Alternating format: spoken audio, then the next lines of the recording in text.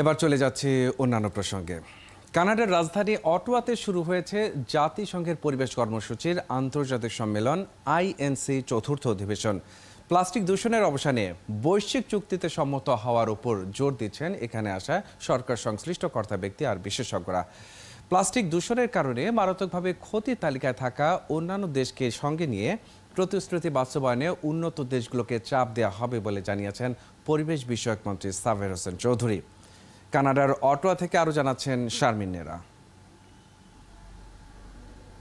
বিকাশে কম খরচে ক্যাশ আউটের লিমিট বেড়ে 50,000, প্রিয় এজেন্টও 2টা। জাতিসংঘের হিসেব বলছে প্রতি বছর 40 কোটি টন প্লাস্টিক উৎপাদিত হয় এবং 2040 সালের মধ্যে এই পরিমাণ দ্বিগুণ ও 2050 সালে 3 গুণ বাড়বে। উৎপাদিত প্লাস্টিকের 76% একবার ব্যবহার করে ফেলে দেওয়া হচ্ছে, ফলে বাড়ছে পরিবেশের উপর বিরূপ প্রভাব।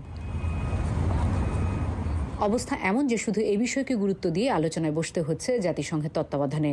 কানাডার রাজধানী অটোয়ায় চলছে সংস্থাটির পরিবেশ কর্মসূচি ইন্টার গভর্নমেন্টাল নেগোশিয়েটিং কমিটির চতুর্থ অধিবেশন। প্লাস্টিক দূষণের মাত্রা কমিয়ে আনতে বৈশ্বিক চুক্তি যার মূল লক্ষ্য। এখন পর্যন্ত আমরা যা অর্জন করেছি তার জন্য আমরা গর্ববোধ করতে পারি। তারপরও বলছি, আমরা লক্ষ্যের অর্ধেক সম্পন্ন করতে পেরেছি। প্লাস্টিক দূষণকে চিরতরে বন্ধ করতে চাই আমরা। I live in Kenya and I can tell you that just this week. Plastic দূষণে পিছিয়ে নেই বাংলাদেশও। প্লাস্টিক বর্জ্য উৎপাদনে বাংলাদেশ 10ম অবস্থানে। জাতিসংঘের হিসেবে বাংলাদেশে প্রতিদিন 3,000 টন প্লাস্টিক বর্জ্য তৈরি হয়। দেশে প্লাস্টিক দূষণ কমিয়ে আনার লক্ষ্য পূরণে বৈশ্বিক চুক্তি দ্রুত সম্পন্ন করা প্রয়োজন বলে মনে করছেন পরিবেশ মন্ত্রীও। আমাদের যে 1.5 ডিগ্রি সেলসিয়াস গোল আছে ক্লাইমেট চেঞ্জে, সেটার সাথে অ্যালাইন করে আমরা কি পদক্ষেপ নিতে পারি এবং সেই পদক্ষেপগুলো যেন আমাদের গ্লোবাল প্লাস্টিক ট্রিটির ফাইনাল ইয়াতে থাকে। প্লাস্টিক দূষণ কমাতে এর পুনর্ব্যবহার বাড়ানোর উপর জোর দিচ্ছেন বিভিন্ন দেশ থেকে এখানে আসা বিশেষজ্ঞরা।